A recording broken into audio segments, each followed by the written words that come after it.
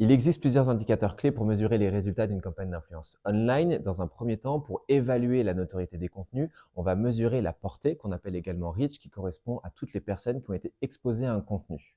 Cet indicateur, il va être pair avec les impressions qui, elles, correspondent au nombre de fois où un contenu a été exposé aux utilisateurs. Ensuite, on a également des KPIs de passage à l'action. Dès lors qu'un influenceur va publier du contenu en ligne, il va chercher à générer de l'interaction avec sa communauté. Et c'est très important d'analyser la qualité de cette interaction-là. Et pour cela, on va mesurer le taux d'engagement. Il se calcule très facilement en calculant vraiment toutes les interactions, donc les likes, les commentaires, les partages, les clics sur des liens en fonction de la portée. Plus ce taux il est élevé, plus on sait que la qualité de l'engagement de la communauté envers le contenu est positive et que c'est donc un facteur de succès du contenu. Ensuite, on a le taux de clic ou CTR qui correspond au pourcentage de personnes ayant cliqué sur un lien spécifique. Et même chose, plus le pourcentage est élevé, plus cela signifie qu'on bénéficie d'une bonne performance et donc d'une bonne visibilité.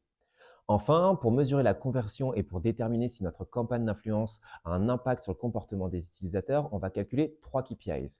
Le premier, c'est le taux de conversion, qui correspond au pourcentage de personnes ayant effectué une action spécifique grâce au contenu d'un influenceur.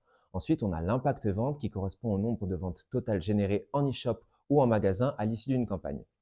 Et pour terminer, on a le ROI, qui correspond aux bénéfices ou aux économies réalisées en fonction du budget initial que vous avez investi.